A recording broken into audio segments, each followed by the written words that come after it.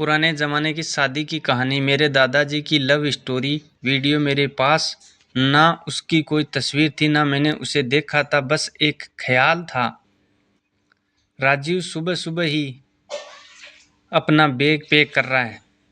चेहरे पर मायूसी है लेकिन जल्दी में भी है, इसलिए फ़ोन की घंटी बार बार बजने के बाद भी उसे नहीं उठा रहा है। शायद कुछ सोच रहा है। बैग भरने के बाद उसको फ़ोन की याद आई, फिर उसे यह भी याद आया कि शायद फ़ोन बजा था। उसने अपना फ़ोन ढूंढा, देखा तो उसमें उसकी बेटी के 5 मिस कॉल थे। रामू ने उसे फ़ोन किया। रामू, हाँ कन्निका, बोलो। तनिका, पापा मैं आपको कब से फ़ोन लगा रही थी, आप फ़ोन क्यों नहीं उठा रहे? रामू, वो मैं थोड़ा बिजी था। तनिका बोल रही है, आप घर पर हैं या बाहर? तो रामू, अभी तो घर हूँ लेकिन निकल रहा हूँ। रामू की बात पूरी होने के पहले तनिका ने बोलना शुरू कर दिया। तनिका, घर ही रहना, मैं आ रही हूँ। रामू, आ रही हो लंदन से, ऐसे अचानक क्या हुआ? रामू की बेटी तनिका लंदन में पढ़ाई कर रही है। कोर्स पूरा होने के बाद उसने वहीं प्रैक्टिकस शुरू कर दी। रामू के बुलाने पर भी जो नहीं आ रही थी वो ऐसे अचानक आ गई तो रामू को थोड़ा शौक लगना लाजमी था। रामू वहीं सोफे पर बैठ गया और बड़ा बैग उसकी साइड में है। थोड़ी देर में तनिका आ गई। रामू, क्या हुआ, तुम अचानक कैसे आ गई? तनिका, पापा अभी आप मेरे से कुछ भी मत पूछिए। आपको अगर मेरे यहाँ आने से कुछ प्रॉब्लम है तो मैं कहीं और चली जाती हूँ। रामू, कैसी बात कर रही हो? अच्छा ठीक है। रामू ने अपना बैग उठाया और कहा। रामू, ठीक है, तुम रुको, मुझे जाना होगा। तनिका, कहाँ? रामू, पापा को मिलने जाना है। यह बोलते समय उसकी आंखों में जो उदासी थी उससे तनिका कुछ समझी। तनिका, मैं भी आती हूँ। रामू हल्का सा मुस्कुराया। दोनों निकल पड़े। कार में बैठे करीब 6 घंटे लगे उन्हें वहां पहुंचने में। रामू के पिताजी अपने पुराने घर में ही रहते थे। कई बार रामू ने उन्हें वहां से अपने साथ चलने को कहा, लेकिन उन्होंने कहा कि तुम्हारा कोई ठिकाना नहीं, कभी कहीं रहते हो और कभी कहीं, मुझे यहीं लगता है। अच्छा। रामू और तनिका सीधे उनके कमरे में पहुंचे। वो बिस्तर पर लेटे थे। हालात थोड़ा ठीक नहीं थी। अब इस उम्र में अक्सर ऐसा हो जाता है। तनिका दादाजी सीधा दादाजी से लिपट गई। दादा, अरे मेरी बच्ची तो आ गई, नहीं तो मुझे लगा कि क्या पता अब मुझे तुझे देख पाऊंगा या नहीं। रामू, कैसी बातें करते हैं पापा? तनिका, दादाजी मुझे कुछ बात करनी है आपसे। दादाजी, हाँ बोल मेरी बच्ची। तब तनिका ने अपने ब्रेकअप के बारे में दादाजी को बताया। रामू भी वहीं खड़ा सुन रहा था। उसे भी पता चल गया कि उसके यहाँ आने का कारण क्या था। यह सब सुनने के बाद दादाजी, दादाजी क्या तुम आजकल के बच्चे प्यार करते हो? एक इस तेरे बाप को भी देख ले, तलाक लेकर अकेला बैठा है। लव मैरिज की थी, पता नहीं फिर कहाँ चला गया लव। तुम मुझसे कुछ सीखो। तनिका, दादाजी आपकी भी कुछ लव स्टोरी है, मैं तो आपसे सब शेयर करती हूँ। और आप? दादाजी, हाँ एक प्यारी सी, जिसको सोचता हूँ तो आज भी खुश हो जाता हूँ। तो कभी मिली नहीं फुर्सत में कि तुझे सुना सकूं। तनिका, दादाजी के साथ ही था या कोई और कहानी है? रामू, तनिका अभी दादाजी को आराम करने दो। दादाजी, अरे तू चुप कर, आराम ही करना है अब, मुझे जब तक हूँ तब तक बात करने दे। दादाजी ने तनिका को अपने पास बैठने को कहा और अपनी कहानी सुनाना शुरू कर दिया। हमारे ज़माने में माता पिता शादी के पहले पूछते नहीं थे। यहाँ तक कि हमको भी नहीं पता होता था कि हमारी शादी की कोई बात चल रही है। जल्दी ही शादी हो जाया करती थी। बर्थडे यह सब कोई याद नहीं रखता था, इसलिए उम्र का सही अंदाज़ा नहीं होता था। यह पता होता था कि होली का डंडा जब गड्ढा था तब तू 2 महीने का था, ऐसा हमारे माता पिता हमको बताते थे। ऐसे ही एक दिन पिताजी हमको बैलगाड़ी में बैठा कर ले गए। साथ में माँ भी थी और मेरे सभी 6 भाई बहन। बैलगाड़ी में जाना भी उस समय बड़ी बात थी। सुबह से हम लोग खुश हो जाया करते थे कि आज तो बैलगाड़ी में जाएंगे। पिताजी ले गए अपने एक दोस्त के यहाँ। हमें तो यह पता था कि उनके किसी दोस्त से मिलने जा रहे हैं। वहाँ पहुँचे तो देखा तो उनकी हालत भी कोई ज़्यादा अच्छी नहीं थी। बड़ा सा बाड़ा था उनका और छोटा सा घर। गुड़ और पानी देकर स्वागत किया। हमको भी मिला। हम सब भाई बहन और उनके यहाँ के बच्चे भी मिलकर खेल रहे थे। तभी पिताजी ने कहा कि श्याम बेटा इधर आ। मैं वहाँ गया तो मुझे बोला, जा इस पाटे पर बैठ जा। तनिका ने बीच में टोका। तनिका, पाटा क्या होता है? रामू, लकड़ी का पटिया बैठने के लिए होता है। दादाजी ने फिर अपनी कहानी शुरू की।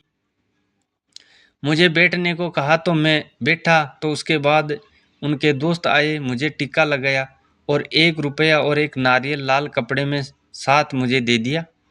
मेरे पापा खुश थे। माँ अंदर कमरे में थी, सारी महिलाएं वहीं। मुझे जितना दिखाई दिया वहाँ भी किसी को नारियल दिया। इतना बड़ा तो मैं हो गया था कि यह सब समझ जाऊं।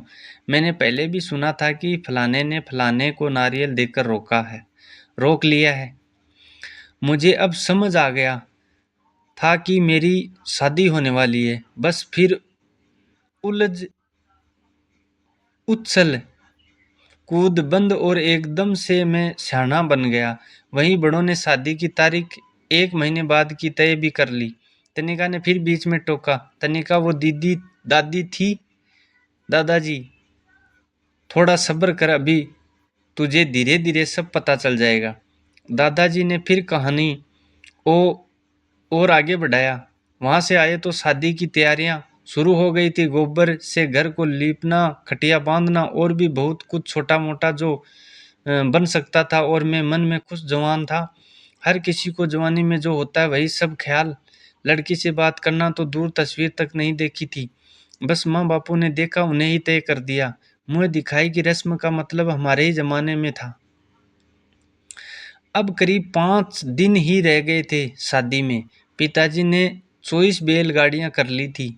लेकिन फिर एक सुबह कुछ खुसर पुसर सुनाई दी। किसी ने आकर जानकारी दी कि तुम्हारी बहू का पैर टूट गया। उस समय कौन जाता था डॉक्टर के पास? इतना पैसा भी नहीं था। वैद्य जी जो बोला बोला किया। उन्होंने तो चलने की कोई जिम्मेदारी नहीं ली थी। कहा कब चलेगी पता नहीं, चलेगी या नहीं यह भी पता नहीं। कुएं की मुंडेर से नीचे गिरी थी। नीचे टूटा मटका था, उस पर जाकर घुटना लगा। घुटना 2-3 भागों में टूट गया था। माँ को सभी महिलाएं बोल रही थी कि शायद तुम्हारे भाग में नहीं है, अब शादी को मना कर दो। पहली शादी है, तुम्हारी भी उम्मीदें हैं, और अगर नई बहू आकर बिस्तर में ही पड़ी रहे तो क्या मतलब है ऐसी शादी का। माँ ने मन बना लिया था कि अब शादी नहीं होगी। तनिका ने फिर बीच में टोका। तनिका, मतलब वो दादी नहीं थी? दादाजी सिर्फ हंसे, बोले अब तू आगे सुन। उसी शाम को उनके दोस्त लड़की के पिता हमारे घर आ गए।